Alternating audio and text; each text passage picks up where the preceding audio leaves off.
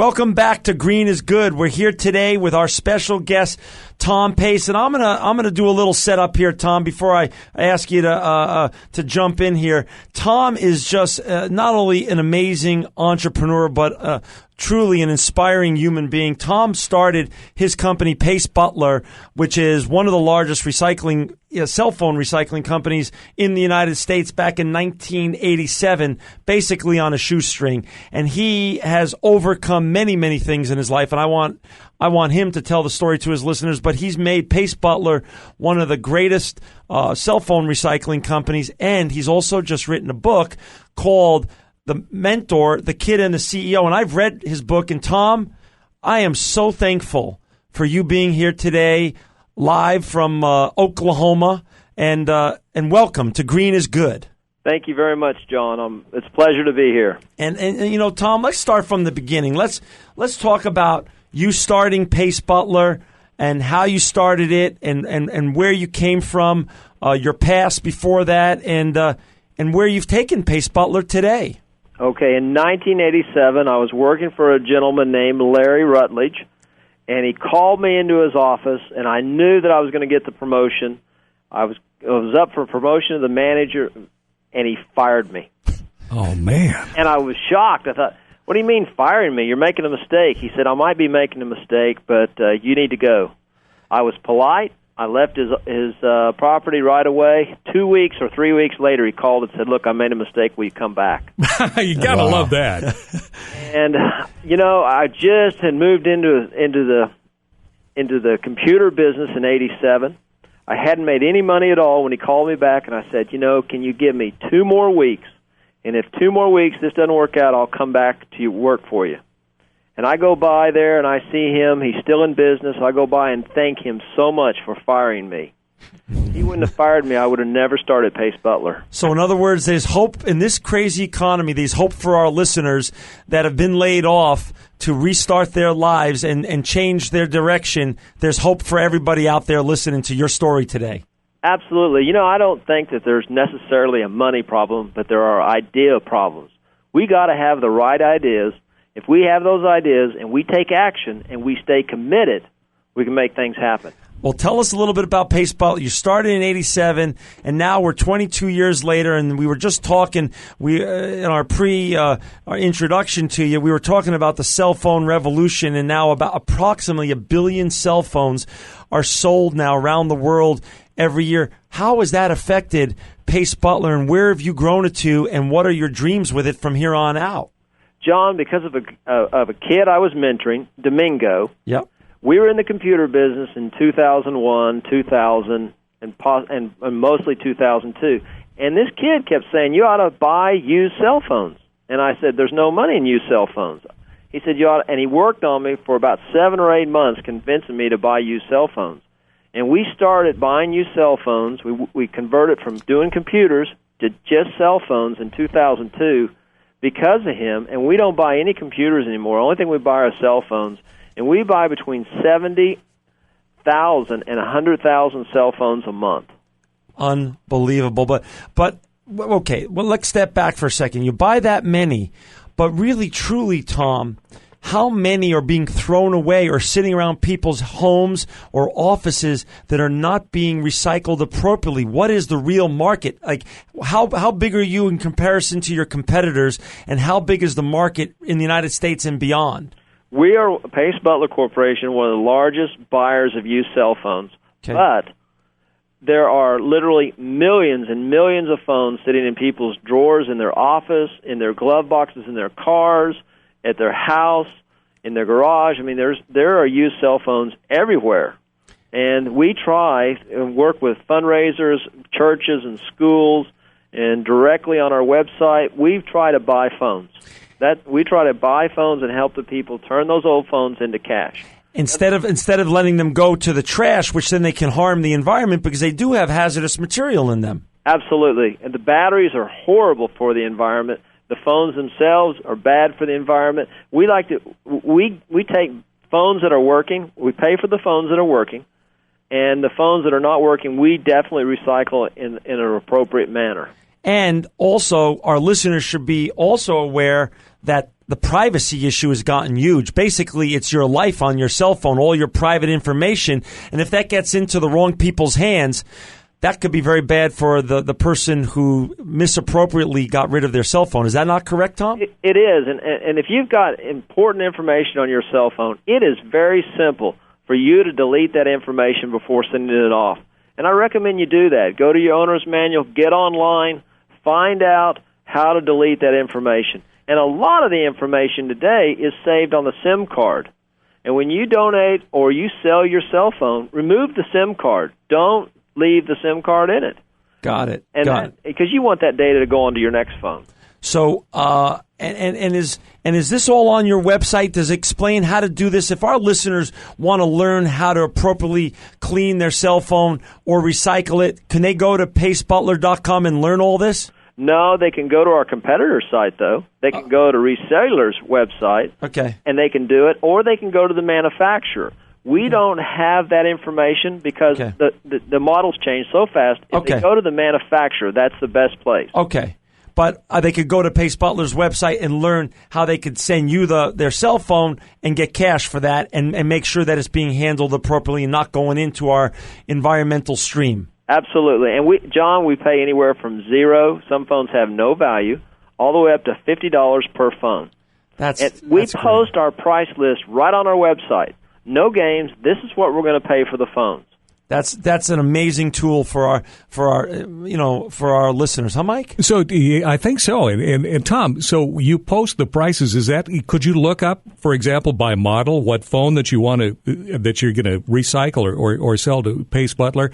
Can you look it up that way? Absolutely. All the prices of all the phones we buy are posted on our website. You can print the sheet and you can look at it. What happens is, like schools or churches that do a cell phone drive, they might collect hundreds and hundreds of phones. They don't have to search each model. They don't have to do any sorting. They throw them in a box and send them to us with our prepaid label. We do the auditing, and we send them a check. But they can see, and when we do an audit, when we send them back the check, it shows all the different models, and it shows what we paid for each model. Wow. So you're doing 70 to 100,000 phones a month. How big can your business grow, Tom? What's your dream when you go to bed at night and you put your head on the pillow? How big, given the cell phone revolution is just growing every day, how big can you grow your business, and how many phones do you think you'll be handling a year from now or 2 years from now? What's your thoughts? I think we'll easily be handling between 100 and 150,000 phones, and I know that's per month, and I know that's a real wide variation. Yeah. We want to make sure we're doing the job right. We pay, when people send us their phones, we send a check out within 4 days of receiving the phones. Wow. So we want to make sure we're able to give great customer service. And we also provide collection boxes. We provide prepaid shipping labels. We provide signs for them to put in their yard. And we also provide a way for them to, the right kind of information on how to put on a cell phone drive. We send them a kit. And we also send them a copy of Mentor, the Kid and the CEO. Hey, we're going to be talking about that in just a second.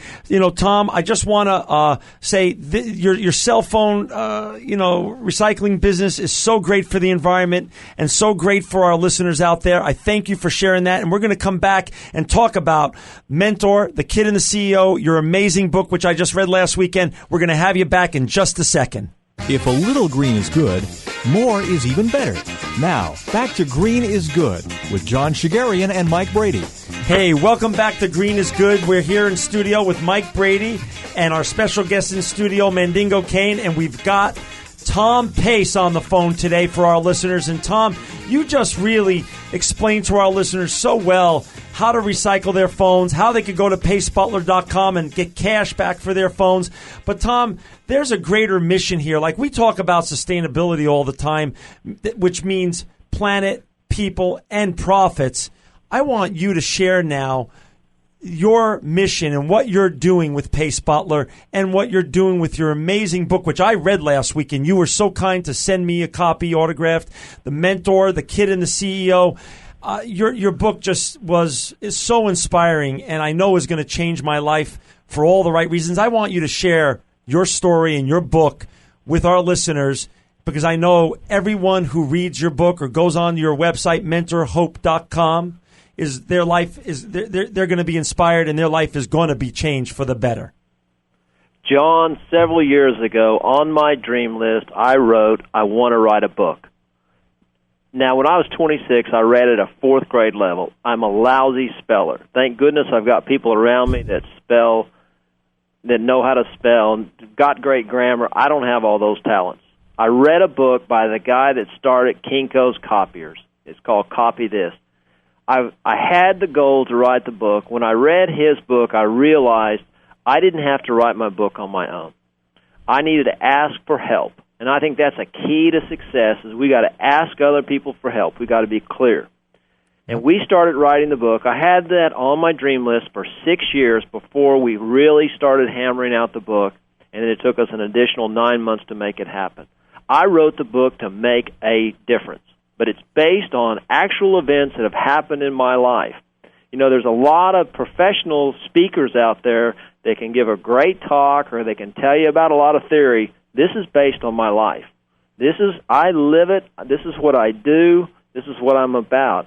I want to make a positive difference in other people's lives. And I can't do it just in a speech, so I wrote a book that can hang around. And I wrote this book for people that don't like to read. Well, people that like to read. But if you pick it up, it's hard to put it down because the way it just grabs you. Tell us the story of the book and your story with Domingo, and then we're going to give our listeners just a little taste of some of the tips from the book. But first, I want you to really tell them the story. Get them hooked like you got me hooked last week when we spoke on the phone. Domingo came into my life when he was about 16 or 17 years old. We had been running. Another friend of mine introduced me to Domingo. We'd been running for about 35 minutes in the Oklahoma summer heat. And I turned to Domingo and I said, "How long have you been running?" And he said, "About 30 or 35 minutes." I was amazed how this kid had not run before, how he was running with us. He had a desire to do something with his life. And he knew from other people that he ought to hang around me, and we became great friends. And Domingo has helped me so much. And in the book, there's a time when I wanted to give up in 2002, when I wanted to commit suicide. And if it wasn't for Domingo, I wouldn't be alive today. It is so important for us to mentor other people. And we think we're doing a great deal by helping someone else, but a lot of times it turns around and helps us when we don't even expect it. Yep. So, you know, I wanted to write a simple book. I wanted to write a book that made a difference, and that's what I think Mentor, the Kid and the CEO does. And it gives hope to people that are hopeless, but it also helps people that have already been successful to see how they can use that success to help someone else. Domingo, though, was also a person that in many ways society typically would have given up on. Where did he come from before he came into your life? You know, Domingo, before he came into my life, had moved around a lot. He came from Mexico. He lived in Chicago. He actually was at a homeless shelter. You know, but what was his last place before you met him? You know, that's a good question. No, but didn't he come out of prison, jail? No. Nope. Now, here's the deal, John. In the book, what I did was I wrote actual experiences of people. Okay. And I did not meet Domingo in the jail, but every Monday night, I go to Oklahoma County Jail. That's right. That's where I got the whole jail. And so what I did was, in the book, the kid is not only Domingo, but he's other people that I've known, and so we've wrapped a lot of experiences from different people into the kid. Gotcha. I gotcha. But Domingo's the main character of the kid. No question about it. So tell us, where is Domingo today, and how did he re-inspire you to turn your thoughts of suicide around into a major recycling company that is now one of the top cell phone recycling companies in America? When you get depressed, you don't want to take action. You don't want to move. And the most important activity you can do when you're depressed is exercise, some kind of exercise, whether it's walking or running or swimming. You need some kind of aerobic exercise. And when I was so depressed I couldn't get out of bed, Domingo was coming over to my house either in the morning or the afternoon, and he would say, "Let's go run." And I'm an avid runner, but I was so depressed I didn't want to run. And he would come and he would wait at the house, and he would bring a book. If you have a book with you, you never have to wait. And so he would bring a book, and he would read, and he would wait, and he'd ring the doorbell, and he'd ask me to go run. I'd say no, and 10 or 15 minutes later, he'd ring it again. He was very persistent to get me to get out and run. And when I started running, 5 or 10 minutes into the run, I started feeling better. And sometimes we had what we called the really depressed run, which was only 20 minutes long, and we had the normal run was a little over 30 minutes. And so he was persistent with me, and then he would talk about the books that he was reading. I mean, here I'm trying to mentor this guy, but he's mentoring me, and he's telling me about books that he's reading and things that are going on in his life, and it inspired me. Hey, so on your... I really want our listeners to go to your amazing website, mentorhope.com, and there's a 7-part test that you put on there that people, if they follow this routine, it can really help them turn their lives around. You want to share that, the seven things that you have, just as a little taste for our listeners of really, in these crazy economic times where there's a lot of people right now out of work or feeling the same thoughts that you had back in 2002, how can they change their life and just really jolt themselves and get back on track? And you want to talk about those top 7 things? John, what I want to talk about is how important it is to go to somebody that's been there and knows how it feels. Those 7 things will help you, and you can go to the website anytime to look at that. But reach out. If you are locked up, if you are paralyzed because of fear, or you're so frustrated with life because where you're at, look around your social network and think of somebody that has possibly been there and go ask for help. That's called humility. Humility says we can't do it on our own. We need help. And just ask, because people want to help other people. We're in this country together. We're in this city together. We're in this state together. We want to help each other. That's right. And people that still have jobs understand what it's like not to have a job. I just got an email a few minutes ago about a mother that's raising 4 kids by herself, and she's got some needs, and the whole community around her are going to work to get those needs taken care of because she asked. Well, do you mind if I just tick off some of these things? Because these are this is such practical advice. You know, your routine, which you share with a lot of people that you mentor, your routine is just so simple, but so inspiring. Do you mind if I share that? Wake up at 5 a.m. You wake up every day at 5 a.m. That's my goal. Now, sometimes I sleep in to 5:15. Okay. Well, that's every day you read, you have one book that and this is just another part of your amazing story. There's you read a book every day, which I know you read a chapter of The Purpose-Driven Life. You told me a number last week, which just blew me away. How many, your mission is so big, Tom. How many of these books do you give out of The Purpose-Driven Life by Rick Warren? How many do you give out on a monthly basis? Over 10,000. Mike, holy smoke! Mike, wow. Is this an amazing human being we have on this? Tom, you are so inspirational. Here's something that's more important. I've read the book 47 times. Wow! And I continue to read the book, and I go into the jails throughout the United States, mostly in Oklahoma City, and I pass the book out. I pray with the people. I answer questions, but it makes me a better person.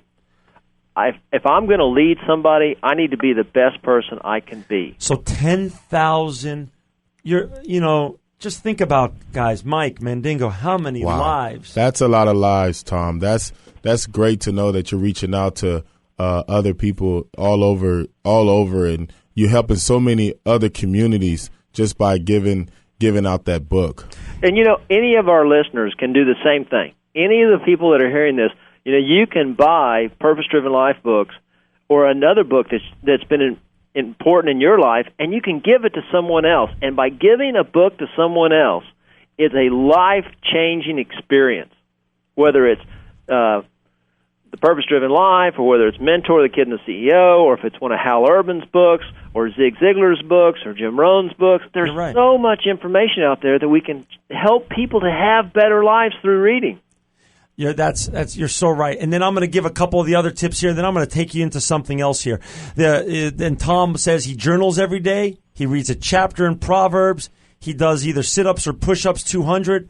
He prays, and he showers and gets ready for his day. That's 7 practical tips that everyone out there that's listening to our show can use, that Tom has used and mentored people with, and that could be so great to just jumpstart your life with.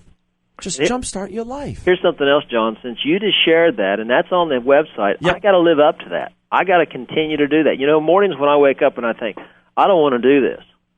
It's not just about me.